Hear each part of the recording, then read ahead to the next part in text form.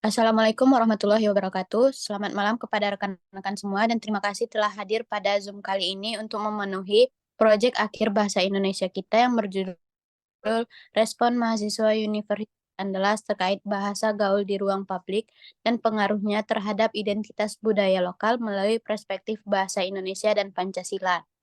Di sini saya sendiri, Tri Aulia Fortuna dengan NIM 2410111016 sebagai moderator dan rekan-rekan saya.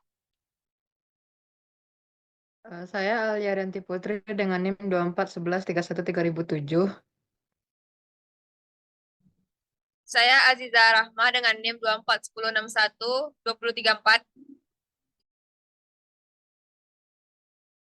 Saya Farhanaz dengan NIM 2411213013. Saya Sinta Yurika dengan NIM 2411313080. Saya Rashid Alzidan dengan NIM 2410912012. Tanpa berlama-lama, langsung saja kita mulai presentasi kita dengan presenter pertama, yaitu membacakan abstrak Sinta. Penelitian bertujuan untuk melihat respon mahasiswa Universitas Andalas terkait bahasa gaul di ruang publik dan pengaruhnya terhadap identitas budaya lokal melalui perspektif bahasa Indonesia dan Pancasila. Bahasa gaul yang semakin populer di kalangan muda saat ini menciptakan komunikasi lebih mudah. Bahasa gaul tidak hanya sebagai alat komunikasi, tetapi juga sebagai simbol identitas dan status sosial yang dapat mengaruhi cara orang berinteraksi dan memahami satu sama lain. Namun, bahasa gaul juga dapat menimbulkan tantangan bagi pelestarian budaya lokal. Dalam konteks ini, penelitian mengkaji bagaimana mahasiswa Universitas Andalas menggunakan bahasa gaul dalam berinteraksi dengan bahasa resmi dan norma-norma yang ada pada Pancasila sebagai dasar negara Indonesia. Penelitian ini menggunakan metode mix, yaitu dengan metode kuantitatif dan kualitatif. Metode ini dipakai karena pada jurnal ini terdapat data yang berupa data kuantitatif dan disertai dengan analisis yang merupakan data kualitatif. Penelitian ini menemukan bahwa penggunaan bahasa gaul dapat menciptakan ruang ekspresif baru dan dapat mempermudah interaksi sosial, tetapi juga dapat mengikis budaya lokal dan nilai-nilai Pancasila yang ada di masyarakat. Dengan penggunaan bahasa Indonesia yang salah.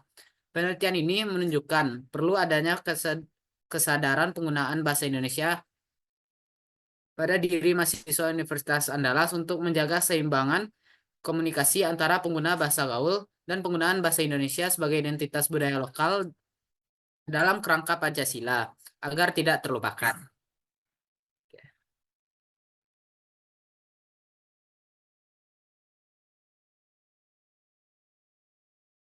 Oke, baiklah, selanjutnya akan dijelaskan oleh saya sendiri, yaitu tentang pendahuluan. Penggunaan bahasa di ruang publik memiliki peran yang sangat penting dalam kehidupan bermasyarakat, karena bahasa tidak hanya berfungsi sebagai alat komunikasi, tetapi juga sebagai identitas utama yang mencerminkan jati diri suatu bangsa. Bahasa Indonesia sebagai bahasa negara dalam menyatukan masyarakat yang terdiri dari berbagai suku, budaya, dan latar belakang sosial.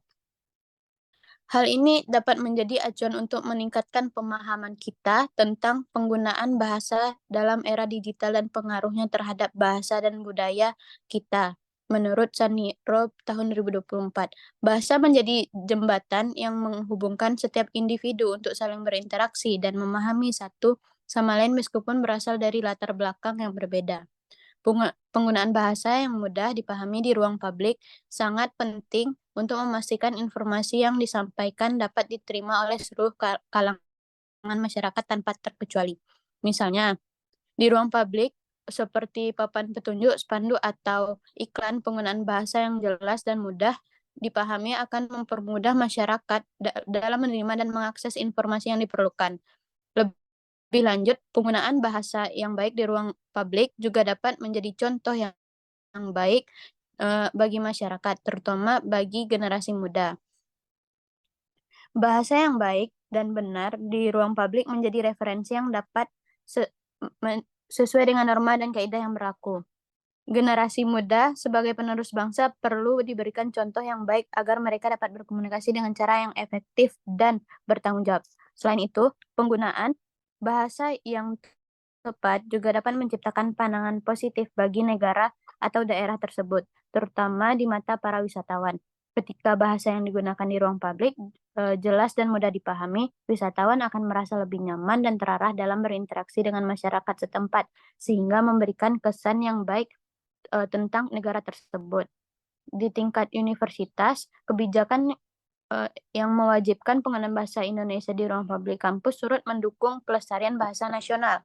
Di banyak kampus seperti Universitas Andalas, penggunaan bahasa Indonesia di papan pengumuman, fasilitas umum, dan ruang pertemuan menjadi bagian dari upaya untuk menjaga keberlanjutan bahasa sebagai alat komunikasi utama. Selain itu, kebijakan ini juga memberikan edukasi kepada mahasiswa tentang pentingnya bahasa itu. Kebijakan ini juga memberikan edukasi kepada mahasiswa berbahasa dengan baik dan benar, serta menghargai penggunaan bahasa sesuai dengan konteks yang tepat. Faktor-faktor seperti kebijakan kampus, tingkat pendidikan masyarakat, dan kesadaran akan pentingnya bahasa yang baik turut mempengaruhi cara orang berkomunikasi di ruang publik. Penggunaan bahasa Indonesia di ruang publik universitas dan banyak faktor yang mempengaruhinya. Ada kebijakan resmi kampus yang mewajibkan penggunaan bahasa Indonesia di ruang publik tertentu dapat menjadi faktor yang signifikan. Menurut Ulfa pada tahun 2019, tingkat pendidikan masyarakat yang lebih tinggi juga mempengaruhi pemahaman mereka tentang pentingnya penggunaan bahasa yang sesuai, baik dalam komunikasi sehari-hari maupun dalam konteks yang lebih formal. Secara keseluruhan, penggunaan bahasa yang baik dan tepat di ruang publik sangat penting untuk menciptakan komunikasi yang efektif, memperkuat identitas budaya bangsa, dan memberikan contoh yang baik generasi muda. Bahasa yang digunakan di ruang publik harus dapat menjembatani berbagai perbedaan sosial, budaya, dan latar belakang, serta memastikan bahwa informasi yang disampaikan dapat dipahami oleh seluruh masyarakat, baik itu warga lokal maupun wisatawan. Oleh karena itu, penting bagi setiap pihak untuk memperhatikan dan menghargai penggunaan bahasa yang benar di ruang publik, agar komunikasi berjalan lancar dan budaya serta nasional tetap terjaga dengan baik.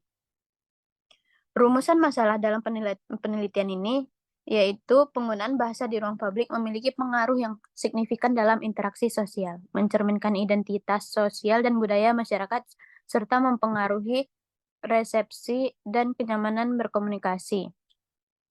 Berbagai bentuk dan variasi bahasa yang muncul di ruang publik mencerminkan dinamika sosial yang kompleks, di mana pola penggunaan bahasa menjadi sarana untuk menegaskan identitas budaya dan membangun koneksi antar individu.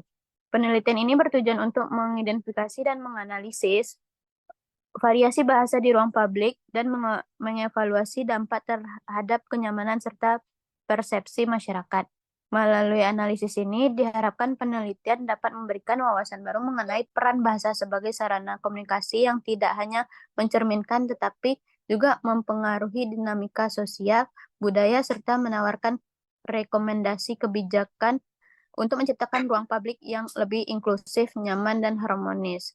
Judul penggunaan bahasa di ruang publik sudah diteliti oleh 5 peneliti sebelumnya seperti Nuraisyah Anggini, Nabila Yun Afifah, Edi Syaputra, Joko Sulaiman, Evi Putri Nurul Islamiyah, Beta Puspasari, Nina Nurhasanah, Novi Dwi Safika. Tujuan penelitian kelima penelitian tersebut sama, yaitu pengaruh bahasa gaul terhadap bahasa Indonesia. Metode penelitian kelima penelitian tersebut juga yaitu deskriptif kualitatif.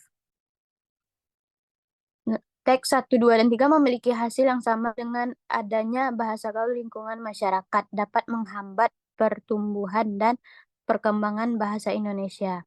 Kurangnya kesadaran untuk mencintai dan menggunakan bahasa Indonesia dapat menyebabkan pudarnya atau hilangnya bahasa Indonesia dalam pemakaian di masyarakat, terutama di kalangan remaja.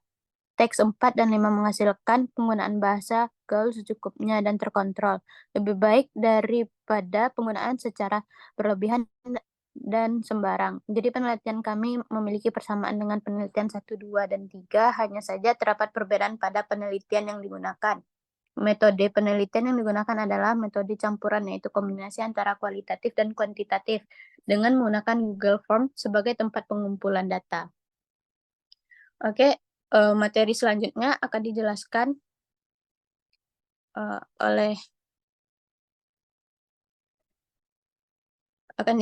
oleh Alia, yaitu metode penelitian. Baik, terima kasih kepada moderator. Selanjutnya saya akan menjelaskan metode penelitian. Metode memiliki arti cara yang digunakan peneliti untuk mengumpulkan data dalam sebuah penelitian. Dalam penelitian ini, peneliti menggunakan metode penelitian mix, yaitu metode penelitian yang menggabungkan metode kuantitatif dan kualitatif, John 2017. Data kuantitatif merupakan metode penelitian yang berdasarkan data konkret. Data penelitian berupa angka-angka yang akan diukur menggunakan statistik sebagai alat uji penghitungannya, berkaitan dengan masalah yang diteliti untuk menghasilkan data yang relevan secara objektif. Data kualitatif adalah data yang tidak bisa diukur dan diproses dalam bentuk angka, melainkan didapatkan dari penjelasan kata verbal. Metode mix ini digunakan untuk menghasilkan data yang lebih komprehensif, valid, reliable, dan objektif. Landasan teori yang digunakan peneliti diambil melalui perspektif bahasa Indonesia mengenai penggunaan bahasa gaul di ruang publik dan Pancasila mengenai pengaruhnya terhadap budaya lokal. Penelitian ini dilakukan secara daring dengan menggunakan Google Form.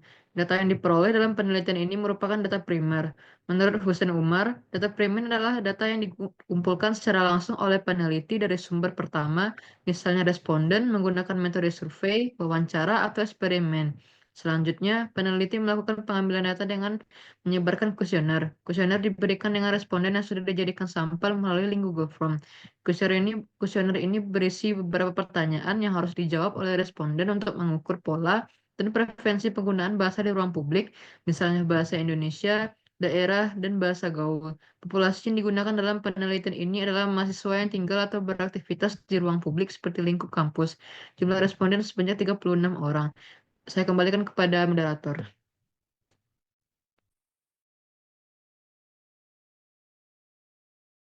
Baik, terima kasih Alia. Selanjutnya yaitu hasil yang akan dijelaskan oleh Sinta dan Azizah. Baik, terima kasih moderator. Berikut ini adalah presentasi dari persebaran responden berdasarkan Fakultas Mahasiswa Universitas Andalas angkatan 2024. Jumlah responden sebanyak 36 orang.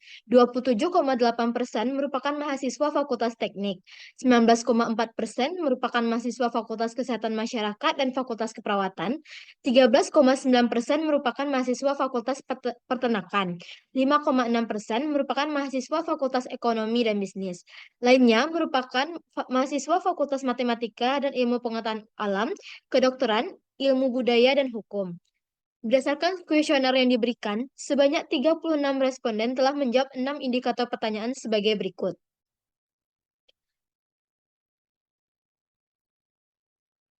Diagram pertanyaan pertama. Berdasarkan diagram di atas, didapatkan bahwa sebanyak 41,7% responden menjawab penggunaan bahasa asing di ruang publik sangat mempengaruhi budaya lokal. 38,9% responden menjawab penggunaan bahasa asing di ruang publik cukup mempengaruhi budaya lokal. 19,4% menjawab penggunaan bahasa asing di ruang publik sedikit mempengaruhi budaya lokal, dan tidak ada responden yang menjawab bahwa bahasa asing tidak mempengaruhi budaya lokal. Penggunaan bahasa asing di ruang publik sudah menjadi hal yang biasa. Penggunaannya seolah menjadi kewajiban. Hal itu karena generasi muda beranggapan bahwa penggunaan bahasa asing akan membuatnya dikatakan gaul dan tidak tersaing oleh orang lain. Padahal, penggunaan bahasa asing yang terlalu dominan dibandingkan bahasa Indonesia dapat mempengaruhi budaya lokal yang ada. Dari hasil tersebut dapat terlihat bahwa banyak responden yang setuju terkait penggunaan bahasa asing di ruang publik mempengaruhi budaya lokal. Selanjutnya, yaitu ada diagram pertanyaan kedua. Pertanyaan yang diajukan terkait penggunaan bahasa daerah di ruang publik, apakah memperkuat budaya masyarakat atau tidak? Dari pertanyaan tersebut, 33,3% responden menjawab setuju. 33,3% responden menjawab netral, 27,8% responden menjawab sangat setuju, dan hanya 5,6% responden yang menjawab tidak setuju terhadap pertanyaan tersebut.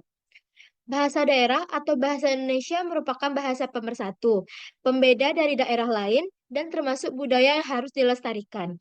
Penggunaan bahasa daerah di ruang publik dapat memperkuat budaya masyarakat, dikarenakan bahasa daerah tersebut dapat mempermudah kita berinteraksi dan juga menjadi ciri khas dari suatu daerah yang perlu dibanggakan.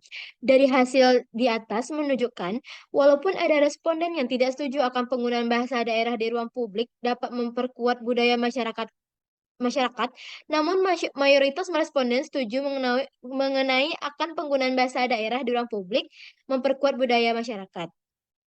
Selanjutnya yaitu ada diagram pertanyaan ketiga. Pertanyaan yang diajukan terkait penggunaan bahasa gaul di ruang publik apakah mempersulit pemahaman masyarakat umum. Lebih dari setengah responden, yaitu 52,8% menjawab, penggunaan bahasa gaul di ruang publik sedikit mempersulit pemahaman masyarakat umum. 41,7% responden menjawab, penggunaan bahasa gaul di ruang publik cukup mempersulit. Dan 5,6% sisanya menjawab penggunaan bahasa gaul di ruang publik tidak mempersulit pemahaman masyarakat umum. Walaupun lebih dari setengah responden menjawab penggunaan bahasa gaul di ruang publik sedikit mempersulit pemahaman masyarakat umum, tetapi dilihat bahwa penggunaan bahasa gaul di ruang publik tetap mempersulit pemahaman masyarakat umum. Selanjutnya akan dilanjutkan oleh Aziza. Baik, saya akan melanjutkan diagram 4 dengan pertanyaan bahasa apa yang menurut kamu paling efektif untuk digunakan di ruang publik. Berdasarkan diagram di atas, responden sebagian besar menjawab 97,2% bahasa yang efektif digunakan di ruang publik adalah bahasa Indonesia. Walaupun masih ada yang menjawab bahasa yang efektif digunakan di ruang publik adalah bahasa gaul, tetapi dari data yang ada menunjukkan bahwa penggunaan bahasa Indonesia lebih efektif digunakan di ruang publik. Bahasa Indonesia merupakan bahasa resmi yang ada, dengan begitu bahasa yang paling efektif digunakan di ruang publik pastinya bahasa resmi negara itu sendiri. Karena bahasa Indonesia mempermudah interaksi satu sama lain dan pastinya mudah dipahami antar sesama. Diagram pertanyaan 5 dengan pertanyaan, menurut kamu apakah bahasa gaul di ruang publik memengaruhi generasi muda dalam memilih bahasa sehari-hari? Berdasarkan diagram di atas, generasi muda dalam memilih bahasa sehari-hari berdasarkan diagram di atas menjawab 63,9% responden menjawab bahasa gaul sangat memengaruhi generasi muda dalam memilih bahasa sehari-hari. 30,6% responden menjawab bahasa gaul cukup memengaruhi generasi muda dalam memilih bahasa sehari-hari. Dan hanya 5,6% sisanya menjawab tidak. Bahasa gaul merupakan bahasa yang sering kali digunakan oleh generasi muda dalam percakapan sehari-hari. Menurut Kamus Umum Bahasa Indonesia, bahasa gaul diartikan sebagai dialek bahasa Indonesia non-formal yang digunakan oleh komunitas tertentu untuk pergaulan. Penggunaan bahasa gaul memengaruhi pemilihan bahasa sehari-hari dan pastinya akan selalu dipakai, karena bahasa gaul tersebut mudah dipahami dan terkesan lebih santai oleh generasi muda saat ini. Lanjut diagram pertanyaan 6 dengan pertanyaan, apakah penggunaan bahasa Indonesia atau bahasa daerah di ruang publik dapat meningkatkan kesadaran generasi muda terhadap nilai budaya?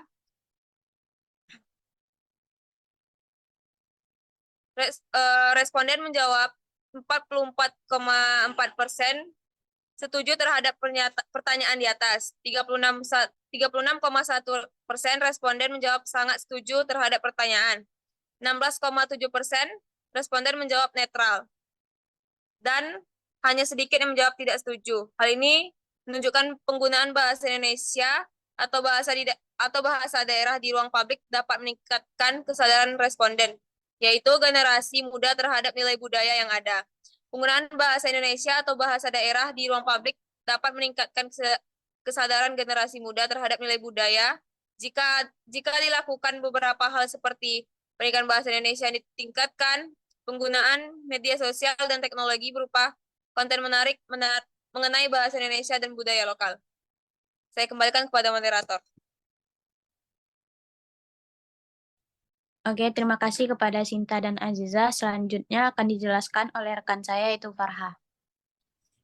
Baik, untuk hasil yang diperoleh adalah berdasarkan hasil pengumpulan data dan analisis, didapatkan kesimpulan bahwa secara umum responden itu lebih mendukung penggunaan bahasa Indonesia dan bahasa daerah di ruang publik untuk memperkuat budaya lokal. Sebaliknya, bahasa gaul dianggap dapat mempersulit pemahaman meskipun tetap mempengaruhi pilihan bahasa generasi muda. Mayoritas responden merasa bahwa bahasa Indonesia lebih efektif untuk komunikasi di ruang publik. Sementara bahasa gaul lebih berpengaruh pada gaya berkomunikasi generasi muda, meskipun terkadang sulit dipahami oleh beberapa kalangan. Untuk kesimpulannya, yaitu berdasarkan hasil penelitian dapat disimpulkan bahwa sebagian besar responden mendukung penggunaan bahasa Indonesia dan bahasa daerah di ruang publik. Meskipun demikian, bahasa gaul tetap memengaruhi pilihan bahasa sehari-hari generasi muda. Secara keseluruhan, meskipun bahasa gaul berpengaruh dalam komunikasi sehari-hari, bahasa Indonesia dan bahasa daerah lebih dianggap tepat untuk digunakan di ruang publik agar komunikasi berjalan lancar dan budaya lokal tetap terjaga. Untuk saran, itu dengan diadakannya penelitian ini diharapkan dapat meningkatkan kesadaran masyarakat tentang pentingnya penggunaan bahasa Indonesia dan bahasa daerah di ruang publik untuk memperkuat identitas budaya lokal, serta mendorong penggunaan bahasa yang jelas agar komunikasi lebih efektif. Selain itu, penelitian ini juga diharapkan dapat memberikan wawasan baik bagi generasi muda mengenai dampak penggunaan bahasa gaul dalam kehidupan sehari-hari, serta pentingnya menjaga keseimbangan antara pelestarian bahasa budaya dan komunikasi yang mudah dipahami oleh semua kalangan. Nah, untuk luarannya itu kami memakai 2 luaran, yaitu PPT dan poster. Nah, pada poster ini, itu tuh ada pengaruh bahasa gaul, itu kita memasukkan apa itu bahasa gaul, yaitu bahasa gaul adalah cara berbicara santai yang sering digunakan oleh anak muda untuk terdengar lebih akrab, seru, atau mengikuti tren. Nah, contoh penggunaan bahasa gaul itu biasanya bahasa ini menggunakan kata-kata yang unik, singkatan atau campuran dari bahasa lain, seperti mager, yaitu malas gerak, atau bucin, budak cinta. Setelah itu ada pengaruh penggunaan bahasa gaul. Nah, jika penggunaan kata-kata gaul dan serapan asing tidak dikontrol, maka kemampuan generasi muda dalam berbahasa Indonesia secara baku bisa menurun, yang akhirnya berpotensi menguburkan identitas bahasa Indonesia sebagai bagian dari budaya. Penyebab penggunaan bahasa gaul itu adalah interaksi dengan lingkungan sosial, nah, pengaruh media sosial, kebutuhan untuk mengikuti tren perkembangan teknologi. Selanjutnya itu adalah submit jurnal. Kami telah mensubmit jurnal, yaitu kami mensubmitnya di Diktis Pendidikan Bahasa dan Sastra. Kami submit jurnal itu pada tanggal 10 Desember 2024. Untuk pesan dan kesan itu ada, selama belajar dengan Miss Kyo, kami sebagai dosen bahasa Indonesia, kami merasa sangat termotivasi karena Miss itu selalu mengajarkan materi dengan sabar dan penuh semangat, membuat suasana belajar menjadi menyenangkan. Nah, cara Miss menjelaskan setiap topik jadi mudah untuk dipahami. Selain itu, Miss Kyo juga selalu mendukung kami untuk berani bertanya, sehingga kami merasa dihargai. Dan kami mengucapkan terima kasih kepada Miss Kyo atas bimbingannya selama 1 semester ini. Selanjutnya, saya kembalikan kepada moderator. Terima kasih kepada rekan-rekan saya telah meluangkan waktu untuk menjelaskan materi pada malam ini. Dengan demikian, kami berharap presentasi kami dapat memberikan gambaran jelas mengenai topik yang telah kami bahas. Dengan itu kami akhiri. Assalamualaikum warahmatullahi wabarakatuh. Baik, ini adalah bentuk jurnal yang telah kami submit.